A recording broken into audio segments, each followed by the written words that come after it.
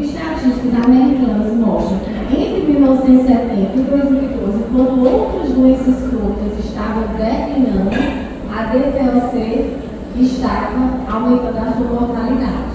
Em 2011, lá nos Estados Unidos, ela foi a terceira causa de morte. E a estimativa é que nos próximos 10 anos houve um aumento de cerca de 30% da mortalidade por DPOC se a gente não começar a trabalhar contra. Lembrando que atualmente a gente está na epidemia do cigarro eletrônico, o pessoal fuma muito cigarro eletrônico, e na verdade o cigarro eletrônico ele é um tabagismo disfarçado, ele é um grande fator de risco para várias doenças, dentre as quais a DPOC.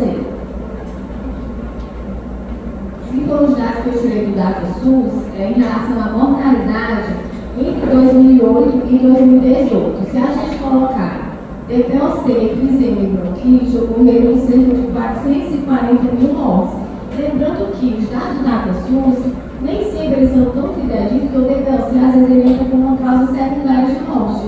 E aí ele não é contabilizado aqui. Então a mortalidade do DPOC, ela chega a ser bem maior do que isso. O que acontece? Isso aqui é uma via aérea de um paciente, uma pessoa normal. A gente vê que as paredes alveolares, torturas intactas, as células parasipontes, torturas de muro, está tudo normal. No paciente com DPOC, o que acontece? Ruptura das paredes alveolares, ocorre hipertrofia e hiperplasia das células produtoras de muco, aumento da produção de muco, e isso diminui o calibre da via aérea. E é exatamente isso que causa a dificuldade respiratória, a falta de ar que o paciente chega para a gente ferindo. Além, claro, do aumento da tosse, aumento da secreção por conta exatamente do aumento da produção de muco. Então, esse processo inflamatório do pulmão, ele pode se manifestar de duas formas. Ele pode atingir as pequenas e grandes vias aéreas, levando ao processo inflamatório, a aumento da produção de muco, mais secreção, aumento de resistência. Isso seria exatamente a bronquite e a bronquiolite. A bronquite, quando essa inflamação acomete as grandes vias aéreas, as áreas maiores. E a bronquiolite, as pequenas vias aéreas, mas ele é a nível de periferia. E essa inflamação também, ela lesa o parênquima pulmonar. Ela rompe aquelas paredes alveolares, então ela diminui aquele recolhimento elástico que a gente tem. Ela dificulta a respiração do nosso paciente. E isso caracteriza o enfisema.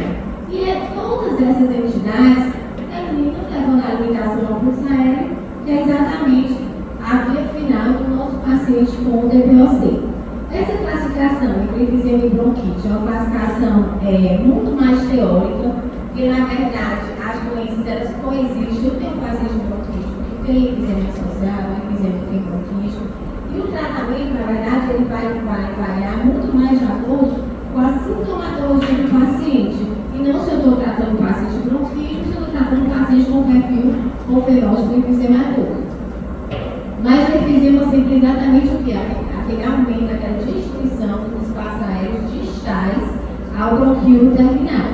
E o paciente bronquítico, ou que tem bronquiolite, é aquele paciente que tem tosse produtiva por 3 meses durante 2 anos consecutivos.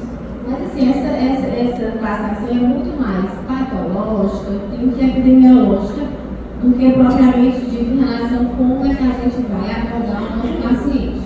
Você tem aquele fenótipo clássico, né, do paciente pletórico azulado e o soprador rosário.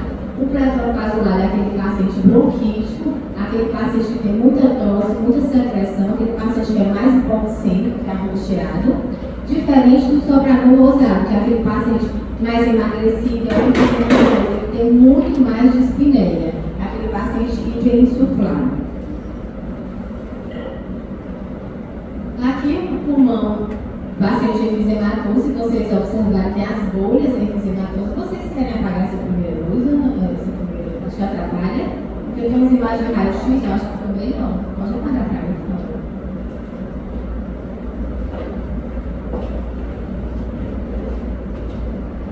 Acho melhor. Fica à vontade. Então, isso aqui é o pulmão de um paciente enfisematório, ou várias bolhas enfisematórias, que a gente observa aqui.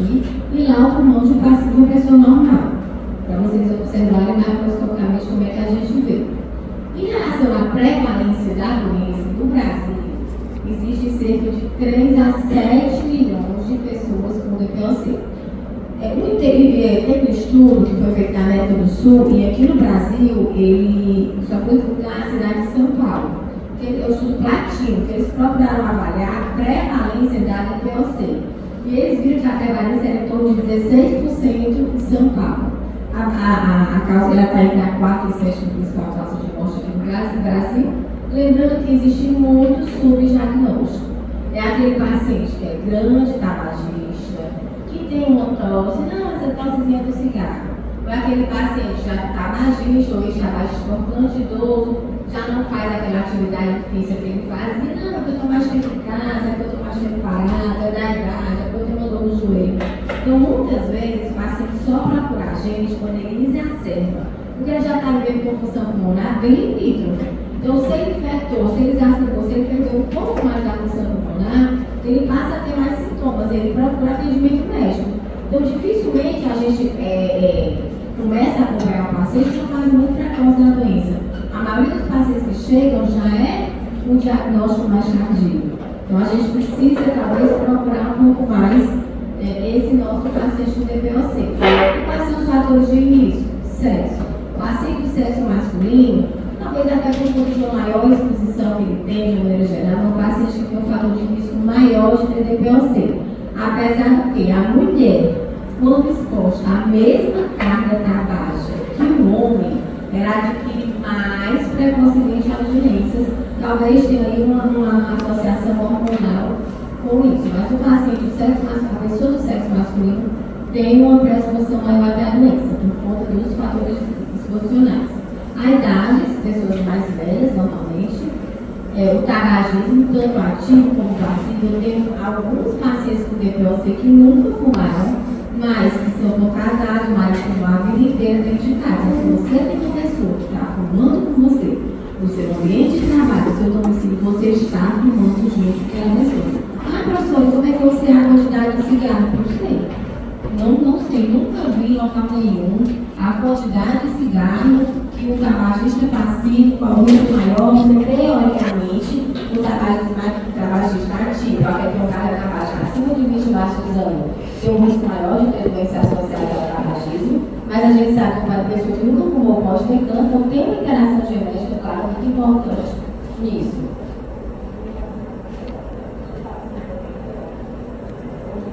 Não. É pior entre aspas, porque não fuma e está sofrendo os riscos, né? Mas assim, não existe esse risco maior na mesma exposição, porque ele é passivo, ele vai ser mais maior, não. A questão da exposição ocupacional, ambiental, a queima da biomassa, o carvão, pacientes que moram muito próximo a indústrias, fatores genéticos, pacientes com deficiência de alfa-aminotransferina, história familiar de DPOC, a gente tem que ficar, tem que pensar, tem que investigar. Asma na infância, quem tem asma na infância tem um risco maior de ter DPOC. Então, se é um paciente asmático que fuma, ele tem um risco maior de ter DPOC do que aquele paciente que fumou e que não tinha asma na infância. E o baixo nível socioeconômico também se relaciona muito isso à questão de exposição que essas pessoas têm. Como eu já tinha falado para vocês, a questão da queima da biomassa, daquela lenha que se usa do carvão para aquecer o ambiente, ela é um grande fator de risco para a DPOC. A biomassa é utilizada em cerca de 50% das casas do mundo. Não, a gente não está falando que na nossa região Nordeste, mas no Sul e Sudeste as pessoas também utilizam nas casas para aquecimento. No Brasil, cerca de 25% dos pacientes com DPOC são pacientes não fumantes, são pacientes que têm exposição. São aqueles pacientes que expostos à queima de biomassa, ou até mesmo ao trabalho passivo, ou no seu próprio trabalho. Então, isso é uma questão muito importante, a gente também tem que ficar atento. E não pensar em DPOC só naquele paciente que fuma, mas avaliar também a história ocupacional dele, avaliar a história exposicional e como é o domicílio dele. Às vezes o paciente usa, eu tenho muito paciente do interior que usa fogão a lenha para cozinhar. Então, é uma exposição também grande que as pessoas do interior aqui do Ceará têm, por exemplo. Em relação à etiologia da doença, a gente sabe que existem as alterações genéticas, aquele paciente que tem DPOC numa fase mais precoce, abaixo de 45 anos de idade, que não tem tem uma história funcional muito importante, que tem história familiar de várias pessoas com DPOC com idade mais precoce. Então a gente tem que pensar em essencial como medicina, a gente tem como fazer essa dosagem. A questão da pré-maturidade, pessoas que nasceram com baixo peso, por conta do desenvolvimento anormal do pulmão, eles podem também ter DPOC. As exposições ao tabaco, reforçando aqui para vocês, a exposição intraútero, o cigarro eletrônico, o tabagismo passivo, a maconha também. Quando a gente for falar de tabagismo, a gente vai abordar um pouquinho sobre esses riscos associados. A questão da exposição à poeira doméstica, poeira no trabalho, a biomassa, infecções, pessoas que têm infecção respiratória de repetição na infância têm um risco maior de desenvolver DPOC, estão mais predispostos, pacientes que têm história de tuberculose, associação com asma, que a gente já falou, crianças que têm asma na infância têm um risco maior de desenvolver DPOC. E existem alguns pacientes que a gente realmente não consegue identificar a causa, mas a gente vai ter que cuidar e tratar desses pacientes. Então vamos lá, pessoal. Deixa eu começar a acordar aqui. Em relação ao tratamento do paciente com DPOC, quem tiver essa aí, não olha. Doença pulmonar obstrutiva crônica, vamos assinalar a alternativa correta. Vocês veem e respondem.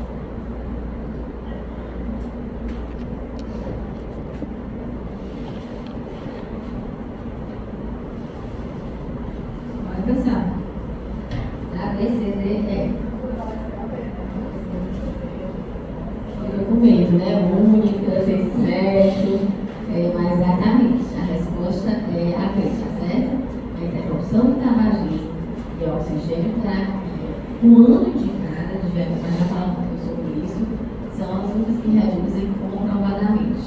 Ai, professor, então não vale a pena tratar, reduz uma qualidade, vale, porque eu vou melhorar a qualidade de vida, eu vou diminuir a queda da função pulmonar, então eu tenho N benefício em tratar o meu paciente. Mas, de fato, alguém colocou dúvida em relação às outras, algum outro item que a gente precisa comentar?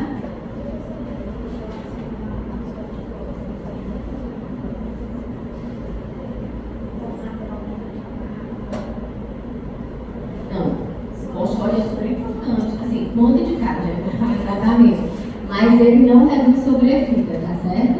E não diminui a destruição do parênquima pulmonar, ele reduz o processo inflamatório, ele é associado, hipertrofia de células, mas ele não reduz mortalidade nem destruição do parênquima. Então, quadro clínico, vamos lá, pessoal. Vocês já falaram ali, falei de hiperinsuflação, o que mais a gente vai observar? O paciente chega pra gente com dispneia, o que mais? Tosse, pode dar ataque de espireia, o que mais? Tosse seca ou produtiva? Pode ser as duas coisas, né? Se ele tiver aquele fenômeno mais eczematoso, ele pode ter tosse seca, mas é muito comum chegar com tosse produtiva mesmo. O que mais?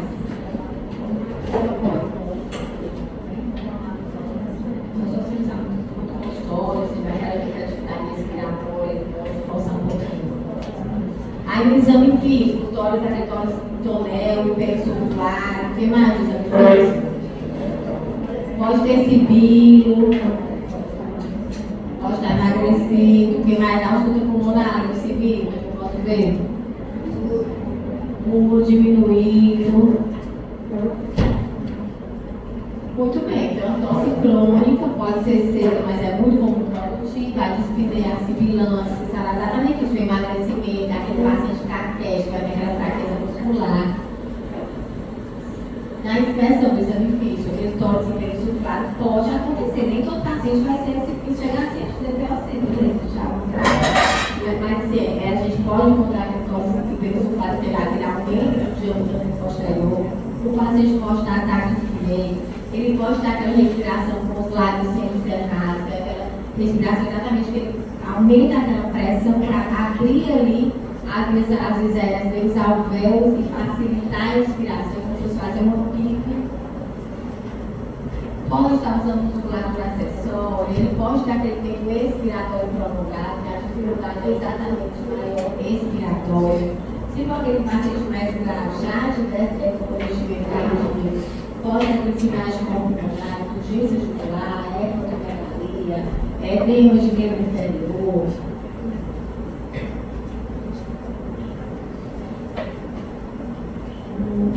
Na escuta, vocês falaram, né, aquele murmúrio diminuído, pode ter sibilo, pode ter cretação, vai depender muito do que o paciente está apresentando.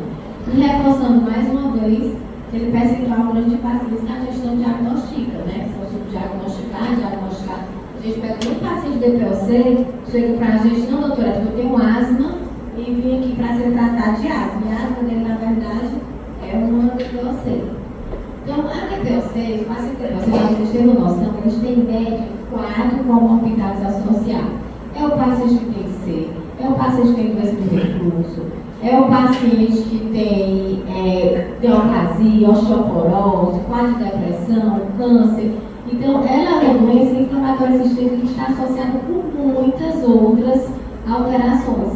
E tudo isso vai levar aos efeitos, vai levar no nosso paciente, efeitos deletérios, que são sintomas que vocês já falaram aqui, que é exatamente a redução da capacidade de exercício, vai fazendo que o paciente tenha mais exacerbação. Então, lembrando que o tratamento da DPOC depende do tratamento da comorbidade. É claro que se eu tenho um paciente com DPOC e C, eu tenho que tratar as duas coisas, a DPOC e a C. Se ele tem um desses refluxo associado, eu tenho que tratar as duas coisas. Mas um exacerba o outro, um piora o outro, mas eu tenho que sempre tratar tanto a DPOC como as comorbidades que aquele meu paciente apresenta. E exames complementares que a gente vai pedir para o nosso paciente? Espirometria, raio-x de tórax, beleza? O que mais? Pronto, baixa esses dois? São os principais, beleza, mas o que mais que eu posso pedir para o paciente? Uma gasometria, dependendo se aquele DPOC mais grave, aquele paciente que está apresentando uma saturação ali mais baixa, em torno de 90, 92, a gente pode pedir. O que mais? Espirometria, lembrando que espirometria sempre é pré e pós-bronquidilatador, até porque a gente vai falar muito sobre essa classificação, a classificação do GOLD, ela avalia a fase pós-bronquidilatador, para a gente classificar o nosso paciente, que é a classificação que a gente utiliza para nos orientar em relação ao tratamento. Então, o que a gente vai olhar para dizer que o paciente tem DPOC? Eu vou olhar a segunda fase da espirometria, a fase pós-bronquidilatador, e vou olhar se essa relação VF1-VF, VF1-CBF está abaixo de 0,7. Ela estando abaixo de 0,7, esse meu paciente preenche o critério GOLD para DPOC, que é a definição que se utiliza hoje em dia para classificar essa doença. E aí eu vou classificar o grau de obstrução. É leve, é moderada, é grave, o paciente é muito grave. Eu vou avaliar o VF1 também na segunda fase, após o bronquidilatador. Se ele estiver acima de 80%, eu tenho um paciente com GOLD 1 leve. Entre 50% e 80%, GOLD 2 moderado. Entre 50% e 30%, GOLD 3 grave. E abaixo de 30%, GOLD 4 muito grave. Professora, vocês sabem isso, precisa. A senhora cobra como? Na prova da residência também. Então, vocês precisam saber isso. Essa classificação, essa especificamente, há muitos anos não muda. É uma classificação que se utiliza, mas vocês precisam estar sabendo dela. E só reforçando um pouquinho que, na teoria, o DPOC não responde a bronquidilatador. Mas se você tiver uma espirometria, o paciente com história toda de DPOC, o exame fez DPOC, não, X DPOC, fez a espirometria, preencheu o critério GOLD, mas quando eu vou comparar o pré com o pós, teve melhor, teve resposta, não é DPOC, não, esse paciente é DPOC. A ausência de resposta não exclui o DPOC.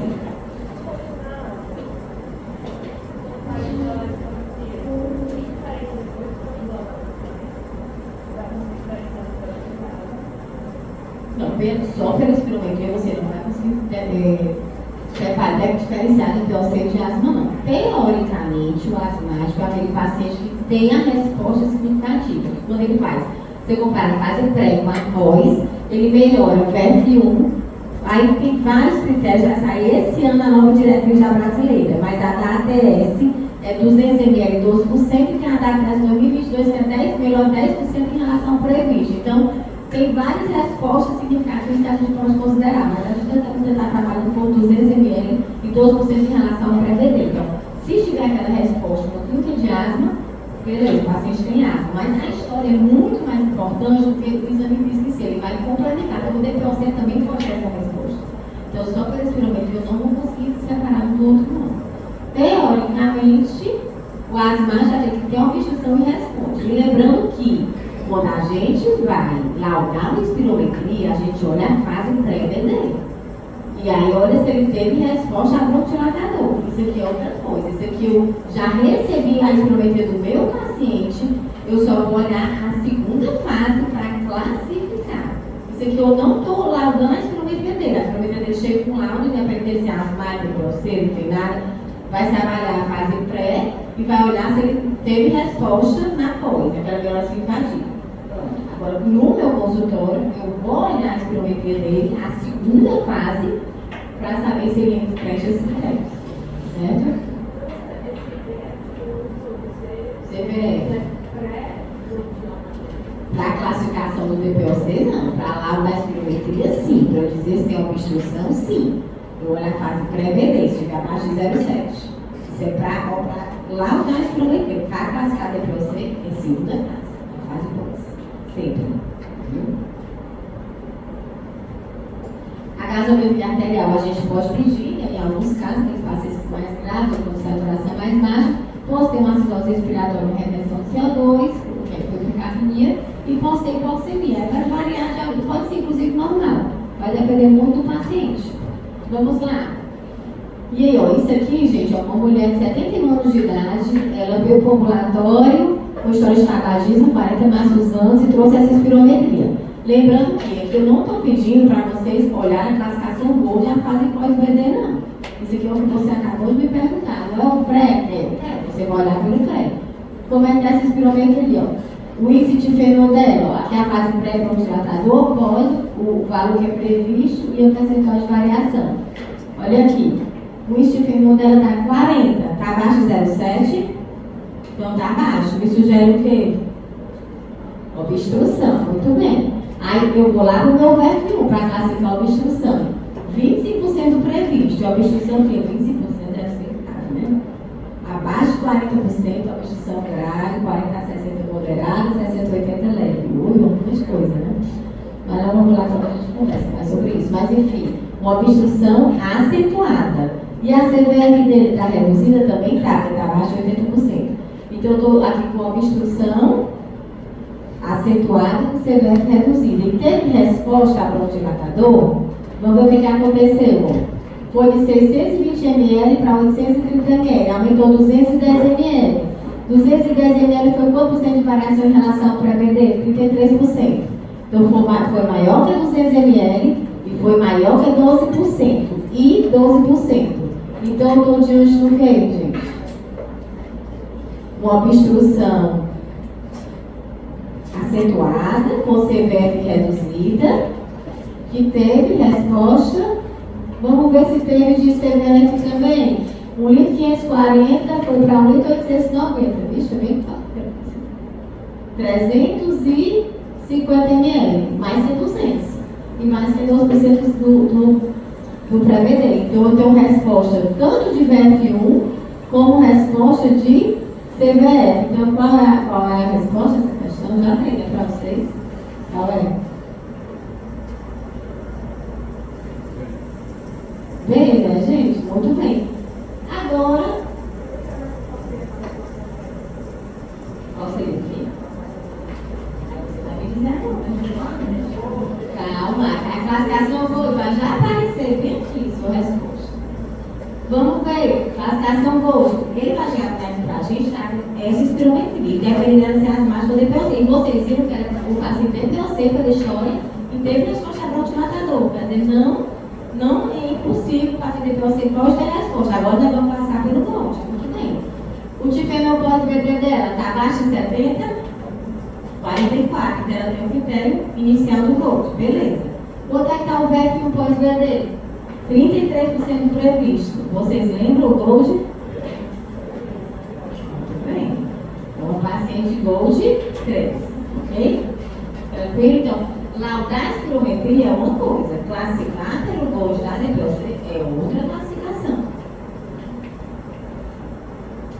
Vamos lá. Dependendo se o paciente já for mais grave, ele pode ter sinais de corpo pulmonar, que é aquela onda prearticulada, aumento de átrio direito, ele pode ter um ecardiograma com sobrecarga de ventrículo direito, hipertensão pulmonar. Aí isso vai variar muito de acordo com o grau de comprometimento da doença.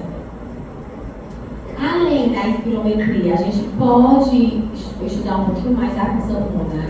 A gente pode fazer volumes pulmonares de difusão, que a gente faz a parte de pleximografia, onde a gente pode observar redução da difusão do monóxido de carbono, que é aquele paciente que tem lesão de parede alveolar. A gente pode perceber aumento da capacidade residual funcional e aumento do volume residual naquele paciente que tem um aprisionamento aéreo. Se for paciente jovem, a gente pode detectar uma deficiência de alfa-nucleosina jovem com DPOC. Tem o teste de caminhada de 6 minutos, que a gente é um exame que a gente faz, paciente andando 6 minutos no corredor de 20 metros, avalia de espineia dele, avalia de saturação, então uma relação importante com a difusão do monóxido de carbono. É um exame simples e fácil de ser feito. Pressão inspiratória e respiratória máxima, tem um aparelhozinho desse chamado manufaculamento, onde o paciente sopra e depois você pede para ele fazer uma inspiração e ter a manobra correta, como a gente pede. E a gente vai conseguir ver força muscular do paciente. Então, a gente tem várias formas de avaliar o nosso paciente. E aí, vocês falaram, aí da espirometria com raio de tórax. Se eu só tivesse 2 exames para pedir, seria exatamente esse: espirometria e raio de tórax. O paciente depois assim, tá certo? E o que a gente pode perceber no enfisema? Hiperinsuflação, gente. Aquele paciente com pulmão grande, pulmão aumentar de volume. Quando você vê no perfil, a gente pode ver aquele aumento do diâmetro anterior-posterior, retificação das hemicúpulas diafragmáticas dele, tanto no PA como no perfil. A gente observa umas áreas mais escurecidas, que são aquelas áreas que têm perda de trama vascular. Você tem um exemplo também no perfil, ó. Observe que a retificação da hemicúpula, um aumento do diâmetro anterior-posterior, lá também o pulmão, lá que a projeção de fila atrapalha um pouquinho, não fica como é na verdade, mas assim, a gente observa que o paciente tem aumento de sinais de hiperinsuflação de DPOC. Aqui a mesma coisa, setinha mostrando retificação da hemicúpula diafragmática, aumento aqui do espaço retroesternal. São todas as chaves que a gente pode procurar no nosso paciente com DPOC. A mesma coisa, se o paciente tem um problema, ou tem uma bolha, ou tem um começamento aqui diafragmático, a gente observa essas áreas bem mais escurecidas do pulmão, principalmente em terços inferiores, também são sinais sugestivos de hiperinsuflação. No paciente bronquítico, o que eu posso ver? A radiografia não é tão sensível como a tomografia para a avaliação desses pacientes, mas a gente observa um espessamento de parede brônquica como se fosse uma opacidade, infiltrada ali a nível de feixe peribronco-vascular. A gente observa essas ramificações mais evidentes nos pacientes que têm bronquite crônica. E aí, em relação à tomografia, preciso pedir de todos os pacientes? Como é, pessoal? Vamos responder essa questão em relação à tomografia do paciente com DPOC. Quando é que a gente precisa? Necessariamente. Muito bem, bem, quando tiver uma indicação cirúrgica, se eu estiver rastreando, vou falar já um pouquinho sobre rastreamento de câncer de pulmão. A gente, nessa área de tecnologia, tem uma lista pedindo ao paciente, chega para mim às vezes no consultório, vindo do posto de saúde, ele traz uma tomografia e não traz um raio-x, e não traz uma espirometria. Então, assim, a gente não pode estar pulando etapas. Eu vou pedir um raio-x e vou pedir uma espirometria, e muitos pacientes eu posso ficar por aí, não necessariamente eu vou precisar pedir uma tomografia. Apesar da tomografia trazer grandes informações para a gente, mas nem sempre é necessário. O que a tomografia vai nos ajudar? Ela vai ajudar a diagnosticar precocemente. Como eu falei para vocês, na verdade, a maioria dos pacientes que procuram a gente já tem a doença no estágio até bem mais avançado que procura nos primeiros momentos. ela vai quantificar. Da bronquite crônica, a gente vai conseguir ver melhor aquele espessamento da parede brônquia, vai conseguir ver melhor se o paciente tem bronquiectasia. Nas doenças lá nas pequenas vias aéreas, da bronquiolite, eu vou conseguir ver melhor tanto a questão da obliteração, do espessamento da parede, como o aprisionamento aéreo, quando a gente faz o fase respiratório. Eu vou mostrar aqui para vocês algumas imagens. Isso aqui é a tomografia do paciente com efizematosa, que é o efizema paracerital, várias bolhas efizematosas, aqui também. E aqui é o paciente com déficit de alfa-nutripsina. É mais na periferia, a gente não consegue visualizar muito bem, olhando assim as alterações de efizema. Todo mundo está vendo aí os efizemas, paciente? Se tiver alguma dúvida, é só perguntar. E aqui é um paciente com bronquite crônica. No paciente com bronquite, o que a gente chama a atenção? Esse espessamento, pessoal, da parede dos brônquios. Vocês estão vendo aqui, ó, o bronco com a parede espessada. Faz aquelas imagens parecidas com bronquiectasia. Nem sempre tem bronquiectasia. Pode ter bronquiectasia, que é quando a relação se inverte, quando o bronco fica maior do que a artéria, aquela imagem de adenossilete, mas pode ter somente o espessamento da parede brônquica também. E o que diferencia da bronquiolite, da doença das pequenas vias aéreas? É que na bronquiolite, o paciente tem um espessamento das pequenas vias e quando ele faz a tomografia na fase expiratória, pelo fato dele ter aquele espessamento, aquela via aérea mais estreitada, ele não consegue expirar tudo, então fica alguma coisa de ar preso naquele pulmãozinho dele. Então aquela zona fica mais escurecida. Que é exatamente, se vocês olharem com boa vontade, a luz termina atrapalhando um pouco, mas tem umas áreas mais pretinhas, umas áreas mais escurecidas aqui, que é exatamente quando o paciente faz a expiração, é que o pulmão fica todo mais acinzentado, aquele secou o peito. E ele ficou com ar aprisionado, porque ele tinha doença de pequena via, não conseguiu respirar adequadamente e fica com essa imagem de aprisionamento aéreo. Importante os diagnósticos diferenciais, nem todo paciente tem câncer raro, nem todo paciente tem câncer DPOC. Então, a história clínica, os fatores de risco são fundamentais para a gente, claro que o raio-x de tórax e espirometria vão nos ajudar. Diferenciar do asmático, IC, bronquiectasia, fibrose pulmonar, TB, neoplasia e outras bronquiolites, como a bronquiolite, que não são associadas ao tabagismo. Importante, a gente vai já falar sobre asma, não vou me deter muito aqui, mas que é o que chama a atenção, o que vai diferenciar o DPOC do asmático. O DPOC normalmente começa numa fase mais tardia da doença. Não necessariamente vai ter a história familiar, como o asmático, ele tem uma mãe, um irmão, um tio, um primo com asma. Tem história de exposição, na grande maioria das vezes, ou ativo ou passivo, a biomassa. O paciente DPOC, ele melhora com o tratamento, mas a gente normalmente não vê aquela melhora grande como a gente percebe no paciente asmático. E a espirometria, teoricamente, é aquela obstrução que não responde de forma significativa à bronquidilatador. O asmático é mais como ele responder, mas não impede que o DPOC responda e que o asmático tem espirometria que não responde. Então a gente não pode utilizar somente a espirometria para diferenciar o asmático do DPOC. As bronquiectasias, a gente já mostrou algo para vocês, que são aqueles brônquios com parede lotada, que as imagens de anelcinete, né, que tem um brônquio com uma artéria pequenininha, parece aquela imagem do anelzinho de pérola. Então o paciente também tem tosse, também tem secreção. Então isso muda, tem muita interseção com o DPOC. Então a história clínica do exame físico e a imagem vão nos ajudar a diferenciar. A neoplasia de pulmão, também os sintomas podem se assemelhar, os fatores de risco são os DPOC, os sintomas podem se assemelhar, mas quando a gente faz imagem, a gente observa algo a mais além da DPOC, como opacidade, que sugere doença neoplásica. A insuficiência cardíaca, o paciente pode chegar para a gente com a dispneia semelhante à DPOC, pode ter os dois, ou não, pode ser só IC, então a gente vai ter que ver o exame físico do paciente, o raio-x do paciente com IC, a gente vai ver outras alterações, além da DPOC, e lembrando que a espirometria do paciente com IC é diferente da DPOC. A IC a gente vai observar restrição e não obstrução, a não ser que o paciente tenha as duas coisas e a DPOC seja a doença predominante, a doença está prejudicando mais aquele paciente, aí eu posso sim perceber uma obstrução.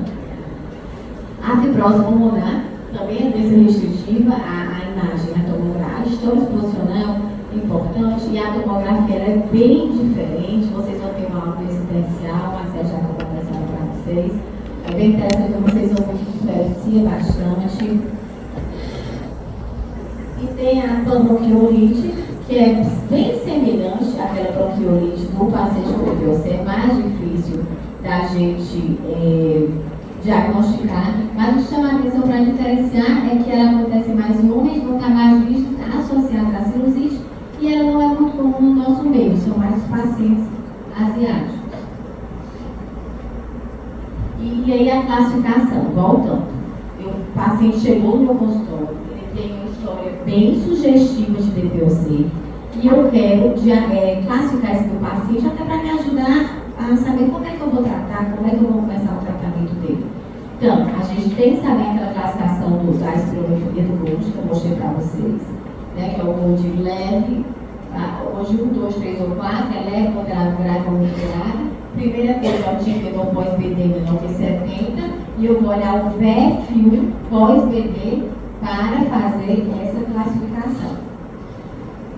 Eu também vou avaliar o MRC dele e o MRC desse paciente. É para avaliar a repercussão da doença na qualidade de vida dele. Isso é muito importante, não só para eu classificar o meu paciente, mas para eu acompanhar ele nas suas subsequentes. O meu paciente tinha uma dispneia MRC4, quando ele se vestir, ele volta para mim agora dizendo que só percebe que melhorou, mas assim, quando andando com uma pessoa da mesma idade, com a esposa, ele anda mais devagar. Voltou com o MRC2. Beleza, o paciente está melhorando. Não está indo onde eu quero que ele chegue, o paciente melhorou. Então, isso é importante também para estar com esse paciente longitudinalmente. Então, é uma dispneia quando ele vai se vestir, tomar um banho, quando ele anda no quarteirão, ou que ele anda mais para cá com as pessoas da mesma idade, ou quando ele está andando mais apressado, ou vai subir uma ladeira levemente inclinada, ou é só um exercício intenso. É muito importante a gente fazer sempre essa avaliação. Lá no consultório a gente tem uma tabelinha que a gente aplica em todos os pacientes. E o CAT, que é um questionário, esse aí, dependendo do nível de cognição do paciente, às vezes é difícil a gente aplicar. É um questionário onde o paciente vai dar uma nota de 0 a 5 para esses sintomas. Em relação à tosse, à secreção, aperto no peito, falta de ar, limitação para as atividades do dia a dia, se ele sente confiante para sair de casa, se ele dorme bem ou se o problema pulmonar atrapalha o sono dele, é muito importante frisar isso, ou se ele tem energia. Então, se ele tem muita energia, a gente vai colocar 0, mas se ele não tem, 5. Dê uma nota, por exemplo, de 0 a 5 para a sua tosse, onde 0 é nada, 5 é demais. É 1, é 2, então a gente vai tentando orientar o paciente para que ele consiga dar essas notas e, ao final, a gente soma. Se o paciente tiver uma pontuação acima de 10, o paciente já tem algum grau de comprometimento, de repercussão da doença na qualidade de vida dele. Também é importante que a gente faça em todas as consultas para avaliar se o nosso paciente está melhorando. Esse aqui, quanto maior a pontuação, pior. Da mesma forma que o MRC, quanto maior, se for 4, pior.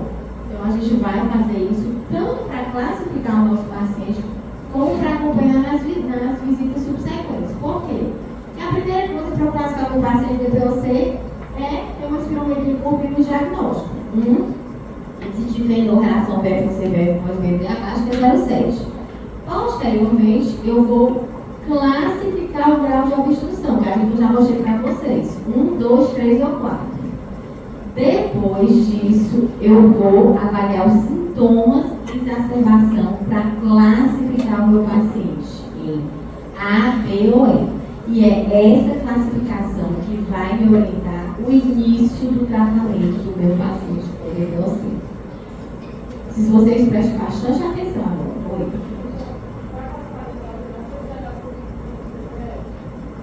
Não. Você vai olhar o TIFE, uma classificação com outra, depois é o TIFE, não pode beber, depois o VEF não pode beber. E aí o que eu vou ver, pessoal? Se ele teve história de exacerbação no último ano. Se ele teve nenhuma ou uma exacerbação apenas, ele chegou aí uma UPA, mas fez uma medicação, aerosol, mas ele voltou para casa, ele é 0 ou 1. O paciente vai estar nessa linha, tá certo? AUE, esse é o paciente AUE, ok? Se ele teve só uma exacerbação, mas precisou ficar internado, ou teve mais, foi 2, 3 vezes para o atendimento de estava exacerbado, cansado pelos sintomas, ele é um paciente nessa segunda linha aí. Tranquilo? Bem. E aí eu vou ver, lembra que a gente aplicou o CAD MRC no paciente? Vou avaliar. Se o meu paciente tiver MRC 0,1, ele está nessa primeira coluna, ele vai ser A ou E. Se ele tiver o MRC maior igual a 2, um CAD, desculpa, MRC ele vai ser B ou E, tá certo? Se ele tiver um CAD menor do que 10, ele é A ou E. Se ele tiver um CAD menor do que 10, ele é B ou E. E eu vou fazer a interseção dessas colunas. Ai, professor, mas aí o meu paciente pode ser, por exemplo, teve o paciente teve um internamento, teve uma exacerbação, não foi internado, e ele tem um MRC de 1, mas ele tem um CAD de 20. E aí ele é o quê? Ele é A, porque se ele é 1, ele é aqui, o A ou B. E ele é A ou B, porque o MRC dele era 1, mas o CAD era 20. Sempre pior, ele é B.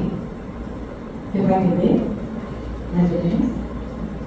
Então vamos supor, se eu tiver um paciente que teve 2 exacerbações, tem o MRC 2 e o CAD 8. Ele é o quê, gente? 2 exacerbações. Tudo bem, porque o pior, aqui entre MRC e CAD, a gente olha sempre o pior. Senão, se os dois forem na primeira ou forem na segunda coluna. Tranquilo?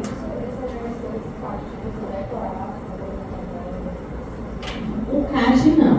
O MRC dá para você ter uma noção, tá certo? Se de uma maneira geral todas as sessões de resistência que eu cheguei a ver, quando eles falam alguma coisa de MRC, é uma coisa assim, bem tranquila. Claro, para mim vai ser que eu vivo todo dia, mas se não é algo agora com o CAD, não precisa decorar de jeito, você pega a tabelinha e vai estar lá. Já caiu o MRC no teste de progresso. Soube. Mas não era tranquilo não, diga aí. É porque tu não sabia ainda, tu já adivinhava. Não? Se chegasse hoje, você não ia saber? Total, não era não, ia acertar. Olha a sua calma. Não, é pra MRC cai, mas de uma maneira geral, o que eu vi, assim, mas era perguntando qual é a MRC desse paciente. Não tiro o que eu disse. Realmente foi uma questão difícil. Eu vi, não.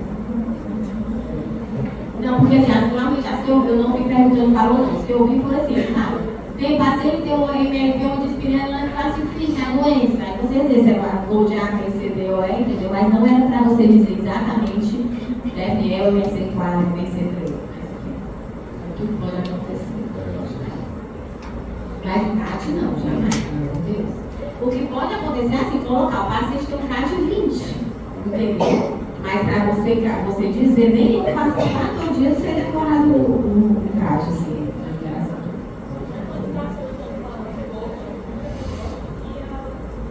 Você vai ter, por exemplo, o paciente é 2A, 2E, 2B, tá certo? Você vai passar por isso, porque assim, antigamente se utilizava a espirometria para indicar o tratamento. Só que tem paciente que tem uma obstrução grave e quase não tem sintoma. Eu vou tratar a espirometria ou vou tratar os sintomas do paciente? Então, o tratamento hoje em dia se baseia muito mais entre A, B e E do que no grau de obstrução da espirometria. E é interessante, quando os pacientes tratam direitinho, a gente observa estabilização e até alguma discreta melhora da função pulmonar dele. Então, essa classificação é exatamente para isso, gente, para ajudar a gente a tratar o nosso paciente. E aí, vamos lá com o tratamento. Se o meu paciente foi do grupo A, eu posso fazer só um bronquidilatador para ele. Ou se for aquele paciente que quase não tem sintoma, eu posso deixar só um bronquidilatador de contração, assim, quando ele tiver algum sintoma. Mas se for um paciente do grupo A que já tem mais sintomas, é interessante que a gente deixe ele já com um bronquidilatador de longa ação como tratamento. Reforçando para vocês. Bronquidilatador de contração, salbutamol, é só para tirar o paciente da crise. Tratamento é medicação de longa ação. É um bronquidilatador de longa ação que a gente tem vários tipos. Se o meu paciente for do grupo B, aí já devo fazer a dupla bronquidilatação. Vou fazer o bronquidilatador de longa ação, associada ao anticolinérgico de longa ação.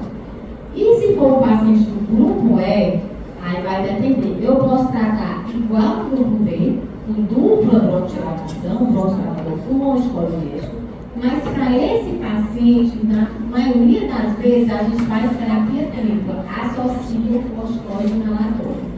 Quando é que eu faço corticoide inalatório? Aquele paciente que tem mais aceleração, aquele paciente que tem um CAT maior, aquele paciente que teve história de hospitalização por depressão do ano, 2 ou mais acentuações, o paciente que tem osidófilos acima de 300, eu estou autorizada a fazer um corticoide inalatório, o paciente que tem história de asma associada. Então, esse perfil de paciente aqui, do grupo E, deve fazer terapia tripla. Existe outra medicação, que é o inibidor da fosfodiesterase, que é o roflumilaste, que ele pode ser também associado à terapia. Lembrando que essa medicação aqui é inalatória, que a gente está fazendo, não é nada oral não, medicação inalatória. Que a gente pode fazer nos nossos pacientes que tem o VFU abaixo de 50%, aquele paciente bronquítico, que tem história de hospitalização, a gente pode fazer. E a azitromicina, confesso que o roflumilaste eu não tenho muita experiência, é uma medicação cara, pacientes não podem, o perfil de paciente que eu atendo tem dificuldade de comprar. A azitromicina a gente utiliza muito no modulador, como a gente mostrou para vocês lá nas bronquiectasias. Aquele paciente exacerbador, possidor, produtor de secreção, você faz 3 vezes por semana, 3 vezes, 6 vezes, aí vai dependendo muito da necessidade do seu paciente. Tranquilo, pessoal, o tratamento? Então vamos lá. Aí vai vir outra coisa. Como é que eu chego para vocês dizendo que o DPOC é aquele paciente que tem VF1 pós-bronquiodilatador abaixo de 0,7, aí lá vem o GOLD de 2023, 2024, continuo falando GOLD, gente, é um grupo que estuda DPOC e teoricamente separados não pneumologistas teriam noção de uma receitinha de bolo para ajudar no tratamento. A gente sabe que o tratamento de cada paciente é individualizado. Mas existe uma entidade que antigamente eles chamavam de pré-DPOC. E agora estão chamando de DPOC é GOLD 0, desculpa. E agora seria o pré-DPOC ou PRISM, que é exatamente o quê? O paciente que tem sintoma de DPOC, tem achados, tem história para DPOC, tem um raio-x que me sugere ter usurpação. Só que quando eu faço a espirometria, que eu vou olhar a fase pós-BD, ele não preenche o critério. O perfil CVF não está abaixo de 0,7, está acima de 0,7. Apesar de ter o VF1 ou CVF reduzido. Quer dizer, não tem aquele critério GOLD inicial que o GOLD pede para você classificar o DPOC.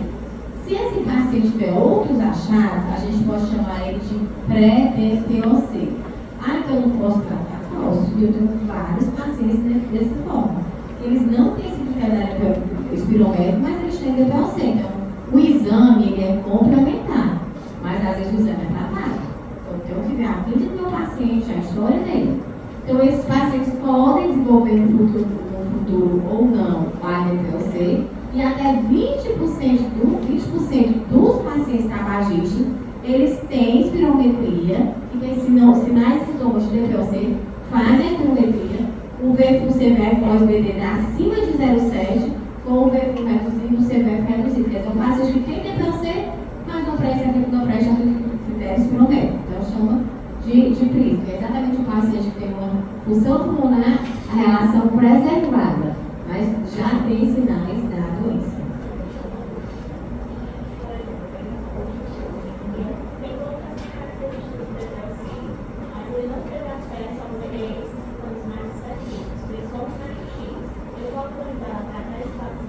Sim, tá. Lá você vai pedir uma espirometria, ele vai entrar no posto para fazer, mas você não vai esperar o exame para tratar. Você já pode tratar.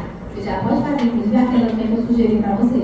Que foi aquela tabelinha, já aplica o MRC no caixa, não precisa de exame nenhum para lhe ajudar a saber se você vai começar só com um bronquiodilatador, ou se aquele paciente já tem que começar uma terapia tripla, mas já deve tratar enquanto ele vai entrar na fila, que a gente sabe que a fila do SUS é gigantesca para fazer exame, mas você não vai esperar para tratar. Inclusive, mesmo que você não tenha nenhum raio de tórax dele, se for aquele paciente com exame físico clássico, a história sugestivo você começa, e nada impede que quando ele volte, você mude o diagnóstico, A gente teve um paciente messejana do transplante, que ela era tratada como asma e depois, de uma pessoa, depois foi vista que ela tinha linfangio, leiomatose, indicação de transplante de pulmão, veio para cá, fez transplante de pulmão. Mas assim, às vezes tem um primeiro diagnóstico, depois você vê o paciente de novo, mas você não vai deixar de tratar. Por isso, tá bom? Não pode atrasar a guarda da visão. E aí, só mostrando para vocês que a dupla bronquilatação que a gente chama é quando o paciente faz o bronquilatador de elongação, que a gente tem vários, normoterol, salmeterol, tracaterol, ondanterol. Ele pode fazer só o bronquilatador ou associado ao anticlorinético de elongação, que é o geotrópio, o licopirromo e o metlidínio. Existem as medicações de curtação, o anticlorinético de curtação, que é o ipratrópio. Nesse caso, ele deve ser feito mais para tirar paciente de crise, né, com o tratamento. E corticoide inalatórios, alguns exemplos, betamoletados, zonofluxicase, a gente tem uma gama, um arsenal imenso de drogas que fazem parte da terapia do paciente com DPOC. Tem também os bronquilatadores de curtação, que é o salbutamol e o fenoterol. Hoje em dia a gente faz muito mais o salbutamol, o fenoterol está até saindo do mercado, dá muita taquicardia, muito efeito colateral, o fenoterol tem que a gente gosta mais, o inibidor da fosfodiesterase, o morfibilidade, que eu falei para vocês, para aquele bronquítico, veio abaixo de 50%. Os antibióticos a gente pode utilizar como imunomoduladores, que a gente usa mais é a azitromicina. Existem as drogas mucoreguladoras, tipo a N-acetilcisteína, naquele paciente que está muito secretivo, você pode fazer para deixar aquela secreção mais fluida, facilitar a expectoração dele. Mas só reforçando que medicação para tratamento é medicação de longação. Medicação de curtação, como o salbutamol, o ipatrópio, por exemplo, que é só para tirar paciente de crise. Já aconteceu no meu consultório, um paciente que não tinha condições de comprar medicação, não tinha feito a espirometria para receber a medicação, porque lá no SUS eles têm que fazer a espirometria e tem que preencher alguns critérios. Saiu do meu consultório com salbutamol de horário fixo. Meu Deus, eu digo para o presidente de salbutamol, ele quer medicação de alívio, com o tratamento ele está precisando. Normalmente eu faço. Na impossibilidade de adquirir medicação tal, fazer salbutamol, 2 jatos de 6 em 6 horas. Porque eu não vou. Assim, existe o ideal que deve ser feito e existe a realidade. Não adianta o meu paciente dizer, não, o senhor só vai se tratar se for com formoterol associado ao anticolinético, ao geotrópio. Se pode, a medicação é R$300, gente. O paciente não pode comprar. E aí? Então, eu sempre procuro olhar sempre o lado também do paciente. Digo, olha, não é o ideal, mas se o senhor não está correndo na dúvida, use isso enquanto faz a espirometria, a gente faz seu cadastro para receber a medicação aqui. Não acontece. Mas a gente tem que saber que medicação para tratamento é a medicação de elongação. E as plantinas? Sim ou não? Devemos ou não sabe? Minofilina? Minha resposta seria não para vocês. Mas existe muita controvérsia em relação a isso. Ela tem alguns trabalhos mostrando que ela tem um efeito bronquilatador modesto. Não vou dizer que eu não uso de jeito nenhum. Se eu estou para tomar não tem respiratória, já fiz tudo que existia, tudo que é bronquilatador, de horário, de 20 minutos, corticoide inalatório, corticoide endovenoso, antibiótico. O paciente está com broncoespasmo terrível. Aí eu faço a minofilina endovenosa. Mas assim, é uma medicação de segunda, terceira, quarta escolha. Ela não é uma medicação de primeira linha para tratar o broncoespasmo.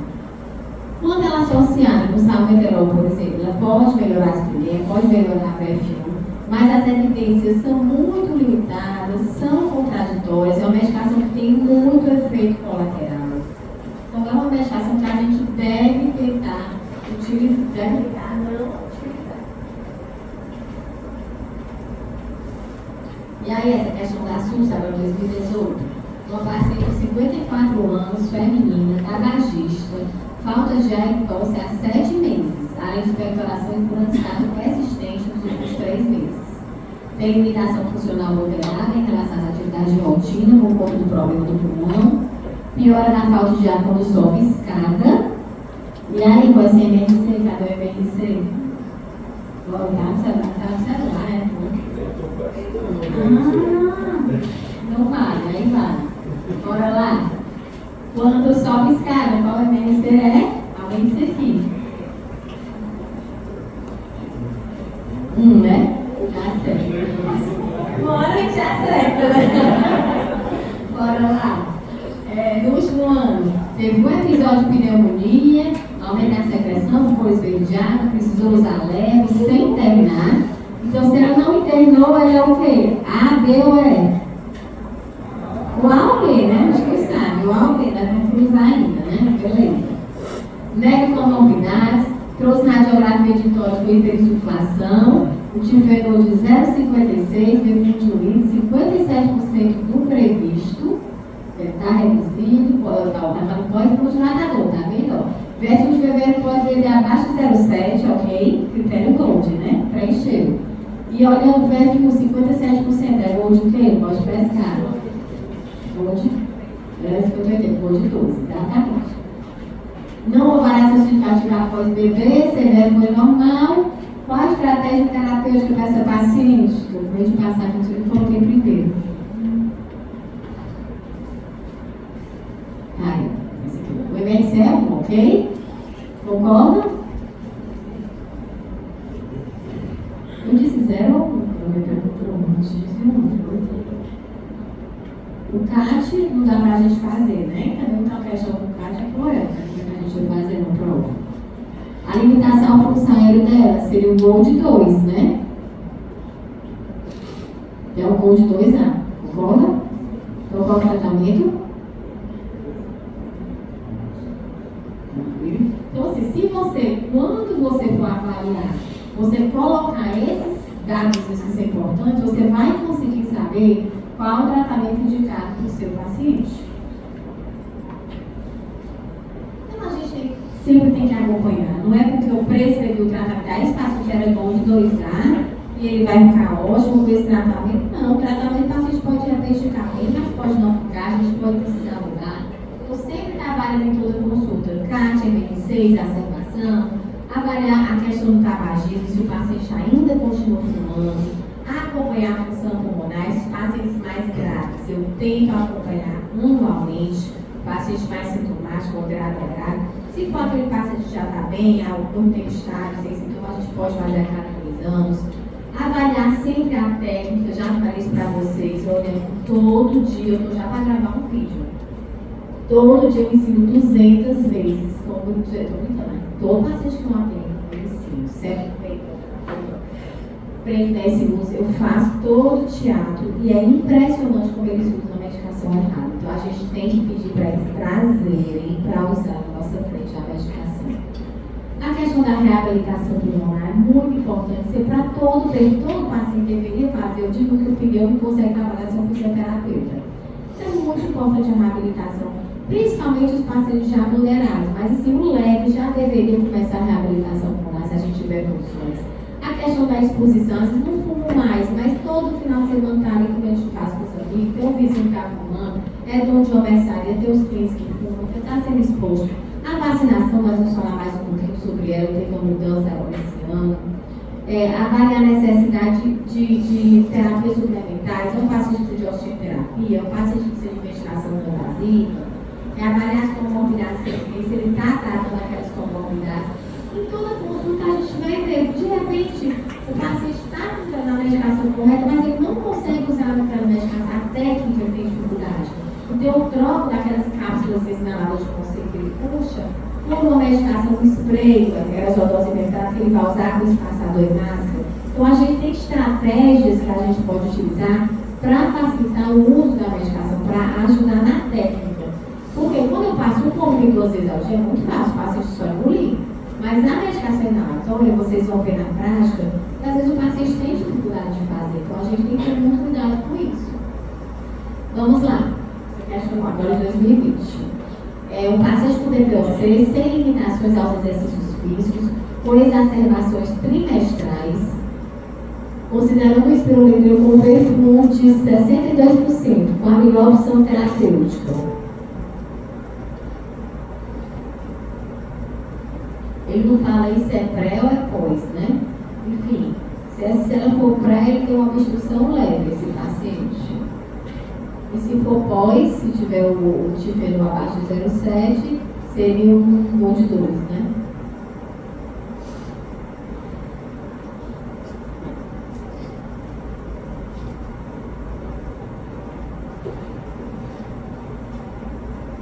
E aí, pessoal, a resposta? Deu certo. MC0, o Castro não tem, né? Seria um paciente Gode 2, tá bom? 2A. Então a resposta seria C. Todos concordam que é 2A? Qual alguma dúvida?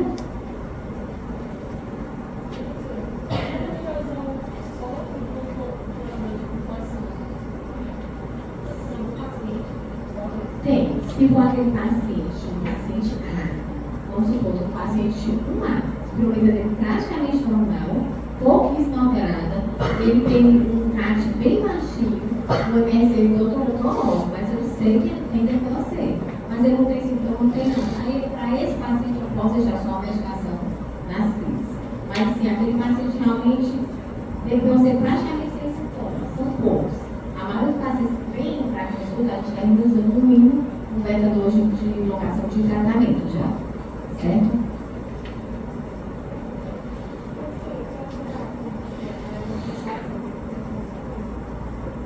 Normalmente a gente trabalha no último ano, mas é trabalhar as exacerbações. Então, teve exacerbação no último ano? Não teve só uma que não precisou de internação, que seria aquele fala.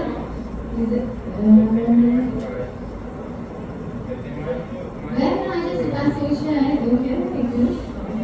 Ele.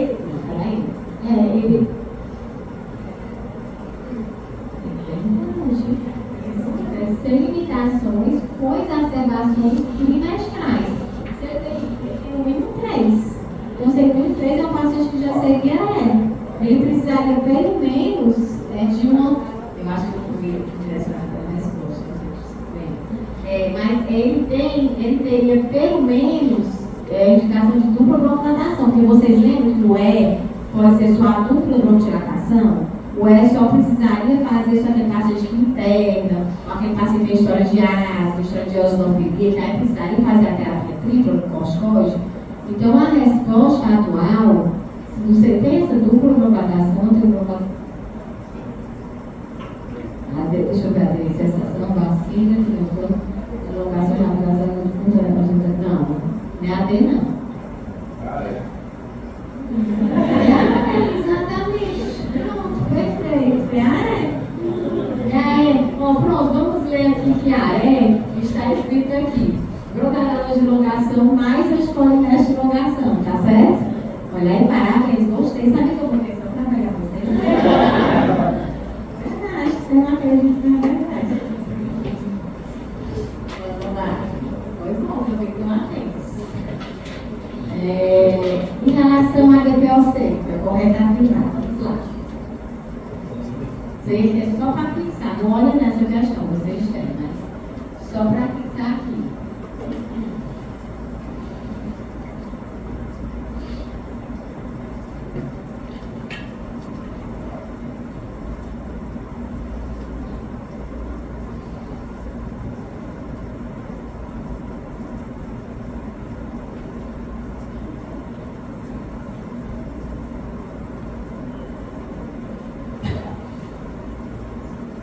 E aí, galera?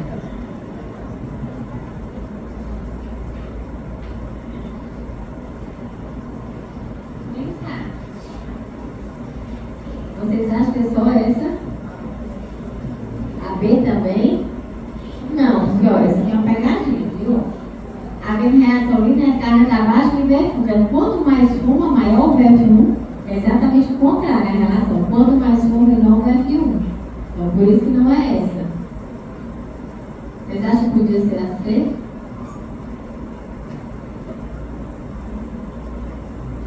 Só a presença de tosse não. E por que que é?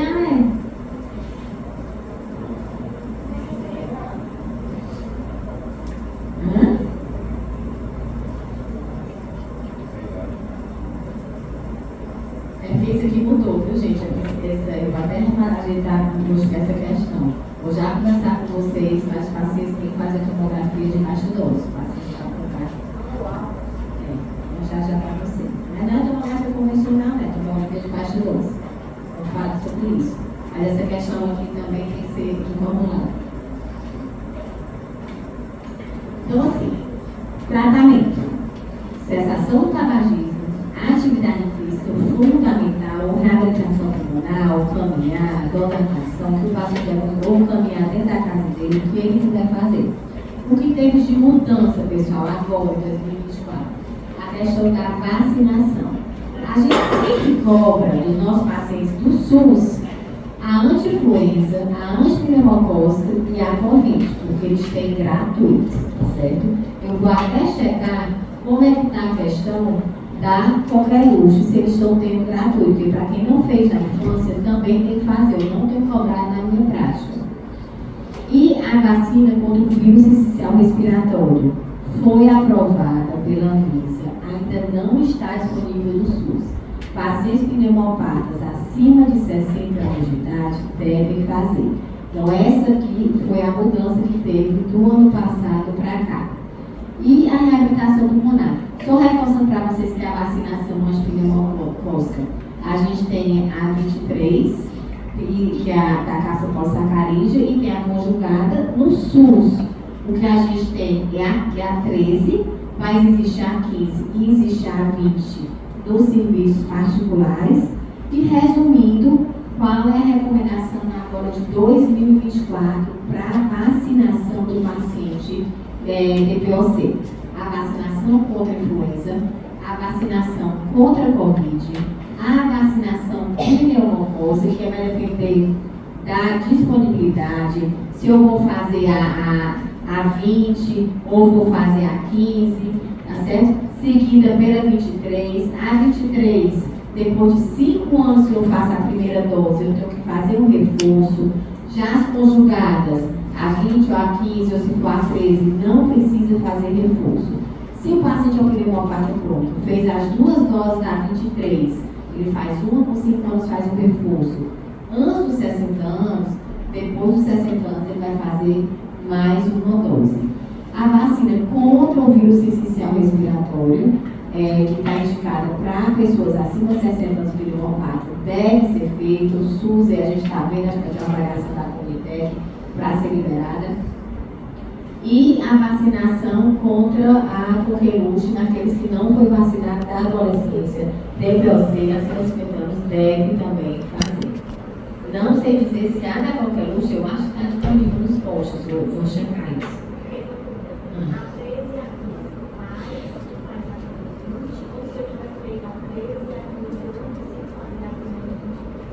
Não, tem que fazer. A 23. Essa aqui é da caça pós-sacarídea, tá certo? Essas outras aqui são conjugadas. Ou você faz a 20, ou a 15 ou a 13. São semelhantes. Claro que cada a 20 ela pega mais sorotipos. Então, qual é? Vamos trabalhar no SUS. No SUS eu tenho a 13, não tenho nem 15 nem 20, tenho 13. A conjugada eu tenho a 23. Então, meu paciente, por exemplo, pode fazer a 13, com 6 meses a 1 ano, ele faz a primeira dose da 23. E depois de 5 anos que ele fez essa 23, ele repete a 23. A 13, ou a 15, ou a 20, não precisa repetir.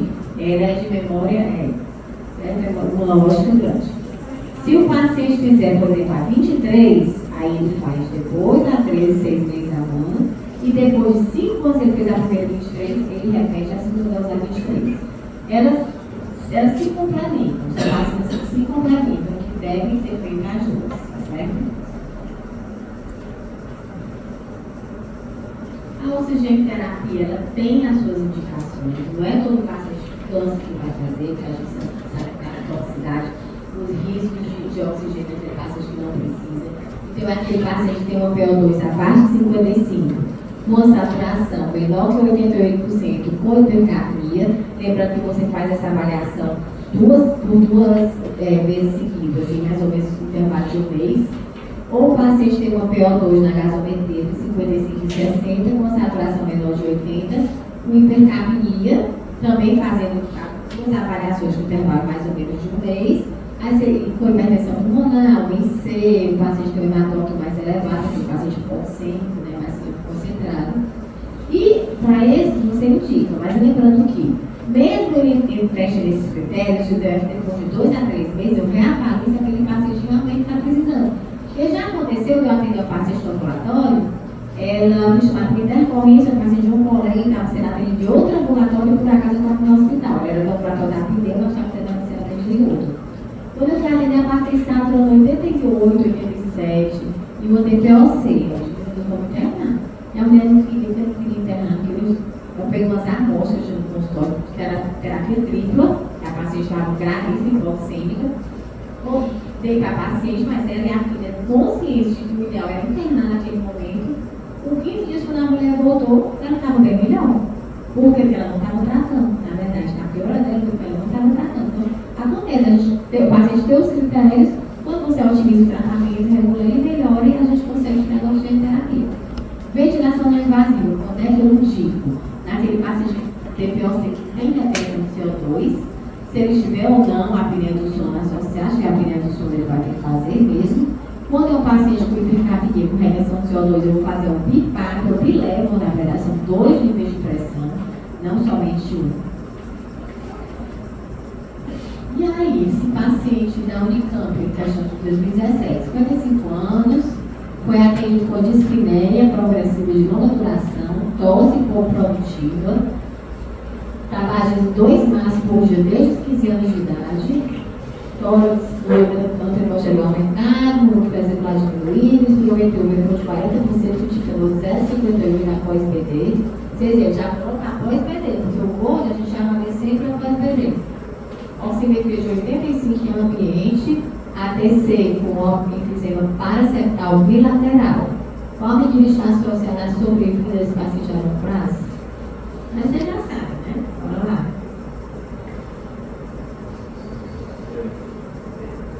Muito bem. E aí, pessoal, esse paciente é gol de o quê? Vamos treinar?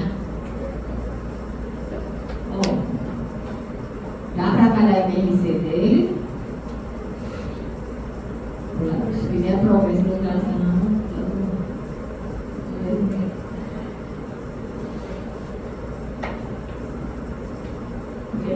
O gol de 3, você está dizendo, né? Porque deu o difenol abaixo de 0,7, eu deu. Não, deu 40%, tem 50, né? Tudo bem. Deixa eu colocar. Mas é exatamente isso. Vocês entenderam que é 3, pessoal? Porque o VF1 está entre 30 e 50, né? Então seria o gol de 3. Existe também a cirurgia que pode ser feita, ou condulectomia, que eles fazem pelas bolhas grandes mais localizadas, cirurgia redutora, intervenções com broncooscopia, você vai tentar colocar umas válvulas para facilitar a drenagem daquele ar, para o paciente ficar aprisionado. E o transplante pulmão, aquele paciente mais grave, aquele paciente hipoglicêmico, com uma função pulmonar mais prejudicada, a gente encaminha para a equipe de transplante, ele tudo sendo acompanhado, vai ser avaliado, vai ver se preenche todos os outros critérios para a listagem. Suporte nutricional fundamental, os ambulatórios, ainda sejam listando ambulatório bem organizado, então tem serviço de nutricionista para esses pacientes, a gente sabe que a fraquecia piora muito, a fraqueza muscular, eles não conseguem, eles pioram a dispneia. O tratamento paliativo, lembrando que cuidados paliativos é qualidade de final de vida, não é para estar morrendo não. Aquele paciente já tem uma doença mais grave, que precisa ter conforto. Muitas vezes é um paciente que tem o seu pulmãozinho todo destruído, ele também está estável, mas é um paciente que se tiver uma exacerbação, e eu muito mal aquele paciente, ele não vai sair, só vai sofrer dentro da UTI. Então a gente tem que saber que hora que também esse paciente está sendo acompanhado em conjunto com a equipe da pneumologia, no caso aqui, e da equipe de cuidados paliativos. É muito importante a gente ter algum conhecimento sobre isso. E essa última parte, a parte mais rápida da nossa aula, vou dar uma pincelada para vocês sobre a exacerbação da DPOC. E a exacerbação, na verdade, é quando o paciente tem uma mudança dos sintomas basais dele. E o paciente de DPOC é um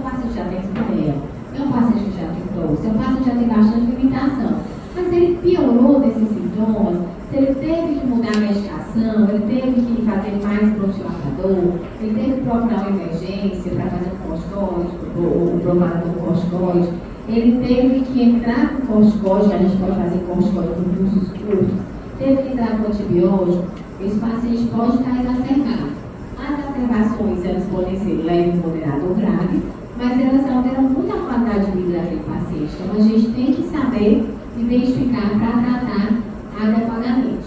As principais causas de exacerbação são as infecções virais, infecções bacterianas e as exposições que o paciente tem de maneira geral. Tudo isso leva a um processo inflamatório das vias aéreas do seu paciente. Esse processo inflamatório vai reduzir qualidade de via aérea, vai levar a broncoconstricção, dificuldade, o paciente vai ter dificuldade para respirar, vai ter limitação ao fluxo aéreo, vai ter aquele aprisionamento aéreo, vai ter hiperinsuflação e vai exacerbar os sintomas. E claro que o processo inflamatório não fica só no pulmão, ele deve ser inflamação sistêmica que afeta outros órgãos como o sistema cardiovascular, piorando as comorbidades cardiovasculares que aquele paciente, na maioria das vezes, já tem. Então, o paciente que tem exacerbação é aquele paciente que vai tendo, cada exacerbação que ele tem, vai caindo mais a função pulmonar. Porque a gente, até os nossos 25, 30 anos, a nossa função pulmonar, ela se mantém. Depois disso, ela vai até melhorando. Depois disso, ela atinge o platô.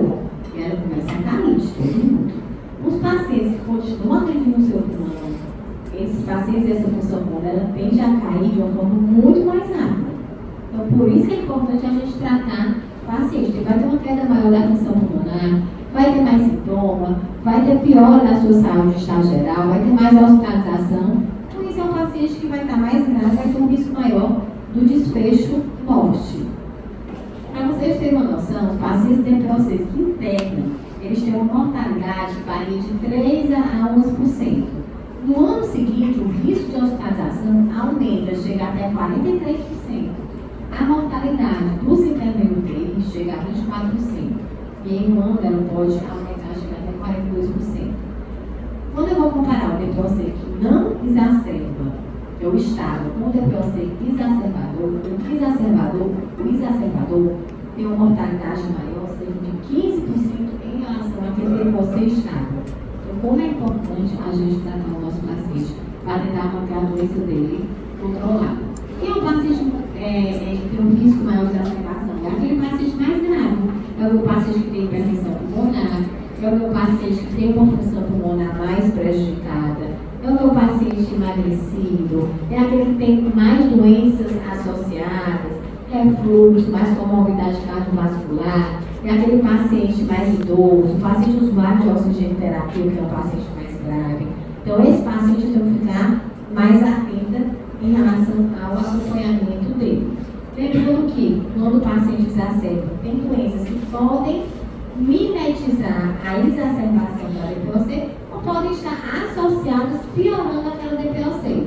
Então, lembrar, o paciente pode exacerbar por uma pneumonia, por um tromboembolismo, por uma pneumotórase.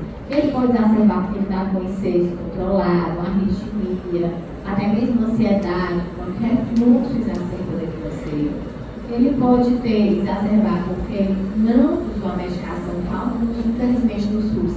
Nesse mês que não tem a medicação, então o paciente passa um mês sem usar aquele medicamento, ou ele até está usando, mas está usando aquela técnica errada. Então, isso também são fatores que podem levar à exacerbação. Esse é um trabalho que mostra que o paciente que tosse mais, o paciente que passa de bronquite, com mais dor, é o paciente que tende a ter mais exacerbação. E o que a gente vai ter? Se divide didaticamente em sintomas primários e sintomas secundários. Quais são os sintomas primários? Aumento da dispneia, aumento do volume da expectoração e alteração do aspecto da coloração. O DPOC, muitas vezes, ele fala, doutor, eu tenho uma tosse, uma secreção tipo baba clara, aquela secreção fica mais volumosa, ela fica purulenta. Ele tem um aumento da dispneia basal dele, então são sinais de exacerbação da doença. Então, o paciente pode ter aquela sibilância que eles chamam de chiado do peito, sensação de aperto no peito, pode ter taquipneia, pode ter sensação de fadiga, pode estar confuso, sinais de exacerbação infecciosa podem estar presentes. E nos pacientes com DPOC, que tem pneumonia bacteriana comunitária, qual agente etiológico mais provável, pessoal?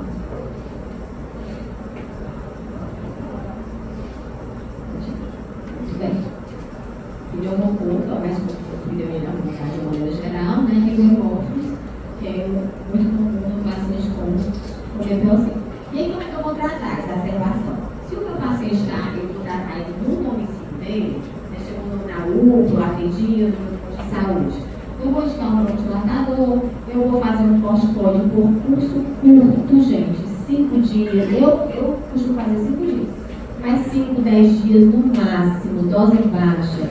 Aquele paciente de 60 quilos, a gente faz 40 miligramas e pronto. Lembrando que mais importante é o bronquidilatador, não adianta começar um corticoide oral para exacerbação. Se eu não otimizar a bronquidilatação do meu paciente, avaliar se ele precisa de antibiótico. Se ele tem 2 daqueles sinais da exacerbação, aumento da dispneia, aumento do volume, ou alteração do aspecto da secreção, se ele tem 2 vezes, eu já estou autorizado a indicar antibioterapia para esse meu paciente. Se eu precisar internar o paciente, eu vou fazer aquilo que a gente tinha feito, vou avaliar se ele vai precisar de antibioterapia, dependendo da oximetria dele. Ventilação não invasiva, se ele tiver uma retenção de CO2, uma hipercarbia, e vou tentar tratar também todas as comorbidades existentes com o meu paciente. E aí vem essa outra questão, o seu João chegou na UBS, com tosse, expectoração, falta de ar, diz que piorou há 7 dias, está atrapalhando as atividades dele do dia a dia, ele é vendedor de loja de roupas e fuma desde os 15 anos, 2 maços por dia. Não tem asma na infância, e disse que essa alteração é o terceiro. Alteração respiratória é o terceiro neste ano, já a terceira exacerbação que ele teve esse ano. Qual a conduta mais adequada em relação à investigação, diagnóstico e tratamento a curto prazo, seu João?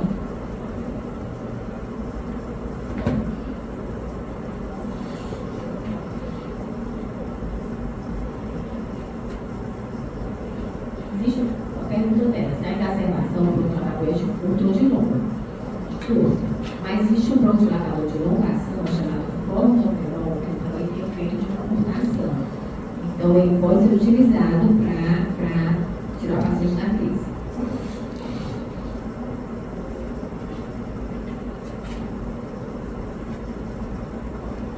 Agora, pessoal. B? Eu escutei um B aqui. Muito bem. Alguma dúvida em relação a isso? Lembrando que a espirometria, gente, eu vou solicitar para ele fazer quando ele não estiver exacerbado. Eu não posso solicitar a espirometria em paciente exacerbado. Muito menos em paciente fazendo antibiótico, paciente infectado. A gente sugere que o paciente espere, inclusive, 3 semanas depois de finalizado o esquema antibiótico para a gente fazer a espirometria. Então, a gente tem que tratar infecção, comorbidade, as causas associadas a essa exacerbação, garantir uma oxigenação entre 88 e 92, lembrar que no paciente de DPOC, gente, eu não preciso de ter saturando 98, 99, 97 como a gente. O paciente de DPOC saturando entre 88 e 92 está excelente, não precisa mais ter isso. Vou usar bronquidilatador, inalatório, pode ser necessário corticoide inalatório, fisioterapia, para diminuir a resistência de via aérea desse paciente. Se necessário for ventilação não invasiva, como a gente fala que o paciente já tem todo o CO2, porque o paciente chegou na emergência, foi internado, muito cansado, avaliação nutricional desse paciente. Se o paciente fazer sempre oximetria de pulso, né, para avaliar a saturação mais baixa, aquele paciente está mais grave, chegou exacerbado na emergência. O ideal é que eu faça uma gasometria sim, porque se ele tiver uma PO2 menor que 60, eu já vou ficar de olho, ele deve estar entrando em insuficiência respiratória. Se a PCO2 dele for maior que 50, ele já tem indicação no primeiro dia de uma VNI, se ele não tiver contraindicação. Radiografia de tórax sempre vou fazer quando o paciente que exacerbou. O eletro para avaliar e hemograma para avaliar se tem algumas outras alterações associadas que eu preciso tratar. Se tiver aquela mudança do aspecto da secreção purulenta, eu já estou autorizada a iniciar antibiótico terapia, fazer uma bioquímica para fazer a avaliação mais geral do nosso paciente. E lembrando aqui, a espirometria não é recomendada no momento da exacerbação, a gente vai fazer posteriormente. Inclusive aquela questão que eu mostrei para vocês pode ser questionada, porque dá a entender que vai fazer a espirometria agora, né, do paciente, não é? Pode. Aquele paciente que não terminou, lembra que são sinais que vão me indicar a necessidade de antibiótico terapia, que eu já falei para vocês. O bronquidilatador na exacerbação é o de mutação, mais orientado, associado ao hipratrópio. O corticoide a gente pode fazer, deve fazer por um curso curto, que eu coloquei a prednisona ou equivalente oral. Oxigênio, se tiver uma saturação abaixo disso.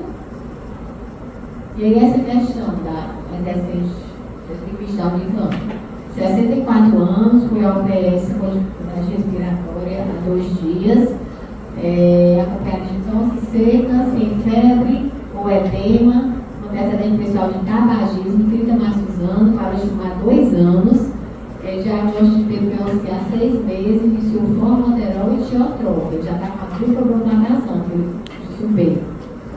Exame físico agitado, frequência respiratória de 16, saturou 86%, cianose de extremidades, redução do volume vesicular e raros civis. Qual vai ser a conduta para esse paciente?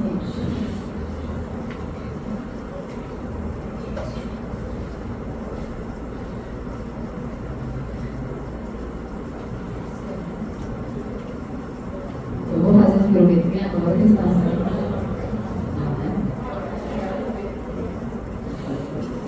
Muito bem, o que está errado aqui, na verdade, até quando eu posso fazer corticoide maratona, não tem problema.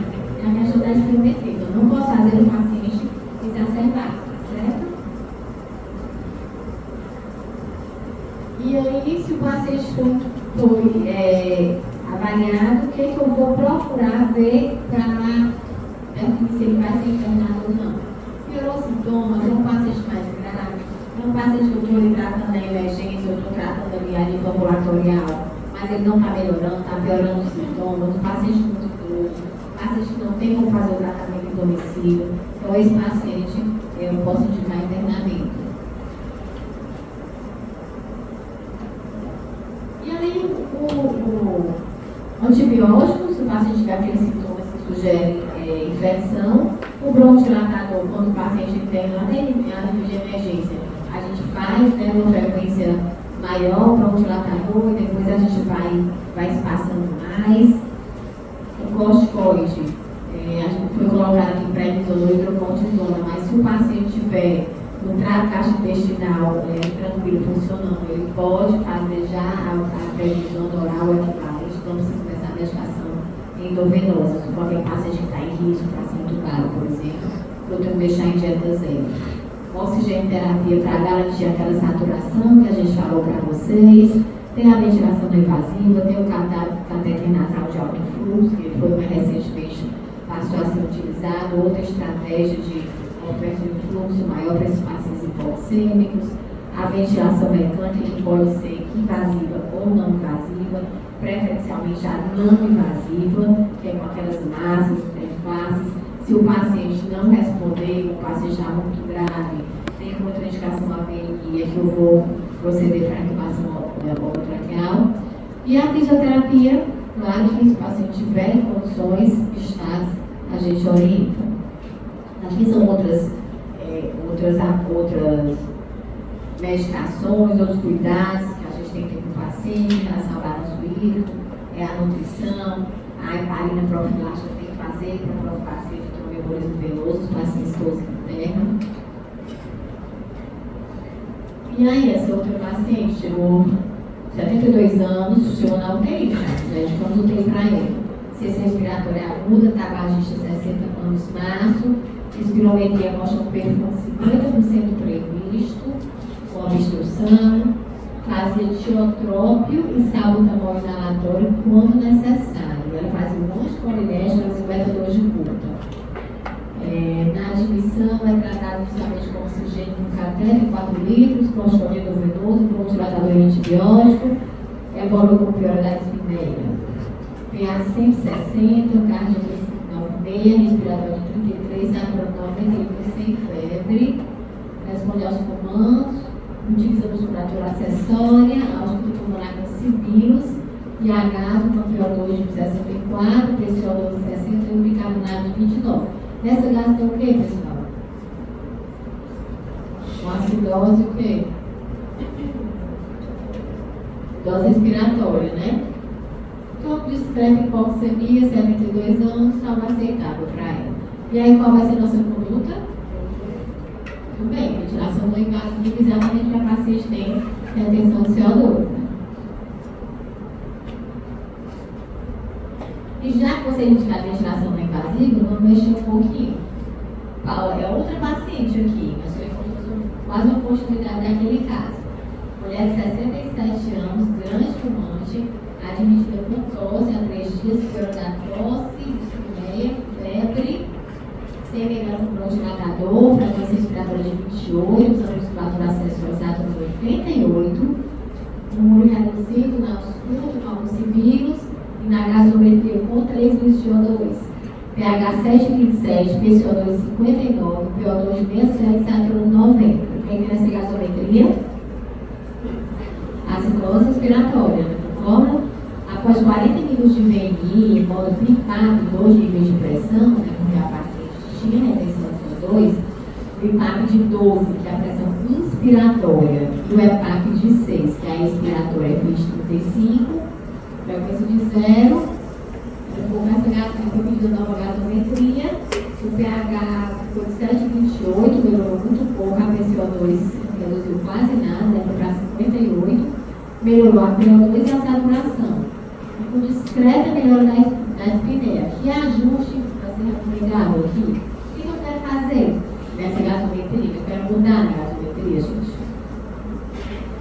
Eu quero diminuir o CO2.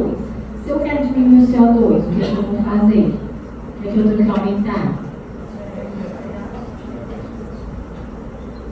A frequência dela.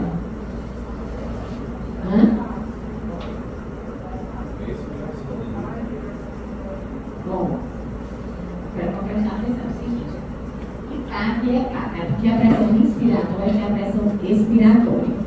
Se eu quero diminuir o CO2, lavar o CO2, eu tenho que aumentar o volume que aquele paciente vai fazer. Porque se entrar um volume corrente maior, vai sair mais levando esse meu CO2, ok? Para eu aumentar o volume corrente, eu tenho que aumentar a pressão de suporte. O que é a pressão de suporte? É a pressão que é ofertada para o paciente para que ele atinja o volume corrente. A pressão de suporte, ela é a diferença entre o IFAP e o EPAP. Tá certo? A pressão de suporte dessa paciente é 6. Se eu quiser aumentar o volume para baixar a PCO2, eu tenho que aumentar essa diferença. O que eu vou fazer para aumentar essa diferença? Aumentar o IPAP dela. Se eu aumentar o IPAP, ela vai fazer um volume corrente maior e eu vou conseguir baixar. Porque eu vi que essa EPAP, a EPAP ela tem muita relação com a abertura de alvéolo, com oxigenação. Eu vi que essa EPAP está boa, porque vocês viram que a PO2 dela foi de 67 para 78, a saturação já foi para 93, eu não quero muito mais que isso, tá bom?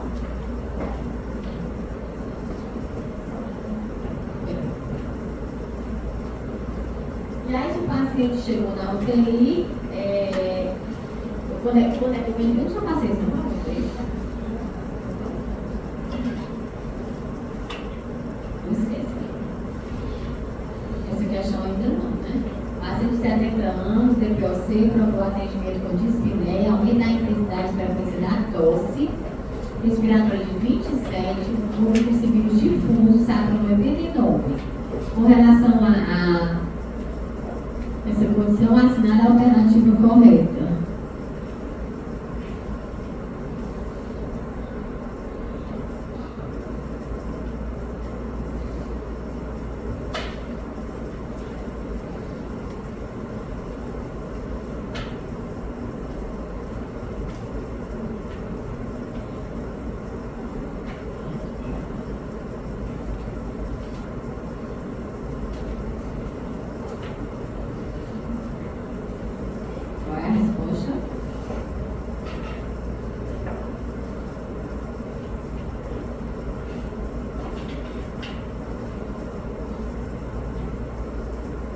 Alguém falou lá?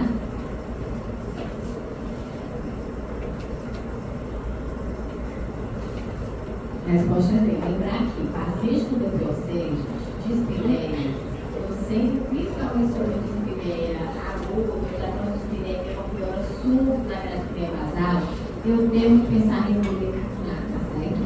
E doença coronariana, que é uma comorbidade bem associada, eu tenho que investigar. E a neoplasia do pulmão, estou finalizando. Quem é o paciente que tem risco aumentado? É aquele paciente acima de 55 anos de idade, que fumou mais do que tanto, tentou carga baixa, acima de 30 maços anos, enfisema pulmonar, que já tem um difenol abaixo de 0,7, ele já tem aqueles sinais do monte de DPOC, o paciente mais emagrecido e com história familiar de câncer de pulmão. Aí o que é que se orienta? Você vai fazer anualmente uma tomografia de baixa dose com daqueles pacientes que têm 50 e 80 anos de idade, com a carga tabaca acima de 20 maços anos, que for tabaco estadual ou para de fumar menos de 15 anos.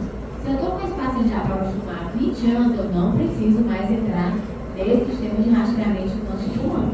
É só se ele for tabagista atual ou se ele parou de fumar há menos de 15 anos, tá certo? E tem essa carga tabaca acima de 20 maços anos e tem a idade de 50 e 80 anos. É o que se preconiza, tá? Eu acho que ainda não foi publicado no Jornal Brasileiro de Pneumologia, mas já foi enviado para publicação e vai ser exatamente isso também, a orientação aqui na Sociedade Brasileira de Pneumologia e Cirurgia Torácica. Estou finalizando de deixar essas mensagens para vocês em relação à prevenir a exacerbação. Quando eu trato meu paciente, eu evito que ele exacerbe. Então, eu tenho que saber orientar o tratamento medicamentoso, mas também o tratamento não medicamentoso, orientar uma reabilitação ou atividade física, a questão nutricional é muito importante, evitar a exposição a fatores de riscos, a vacinação anti-influenza de pneumocócica, Covid, zoster, coqueluche, mais recentemente contra o vírus essencial respiratório, o tratamento medicamentoso, que pode ser com bronquidilatador, com anticolinérgico, com corticoide inalatório, a azitromicina, né? Aí vai depender muito da necessidade de cada paciente. E lembrando que a gente tem por obrigação suspeitar para investigar. Quando a gente consegue diagnosticar e tratar precocemente esses pacientes, a gente consegue diminuir esses desfechos favoráveis. Diminuir aquele paciente que a gente vai atender só lá na UTI, só lá na emergência gravíssima, porque a nível de UBS a gente já consegue fazer o tratamento adequado do nosso paciente. É isso, dia 17 de novembro, é o dia mundial da DPOC.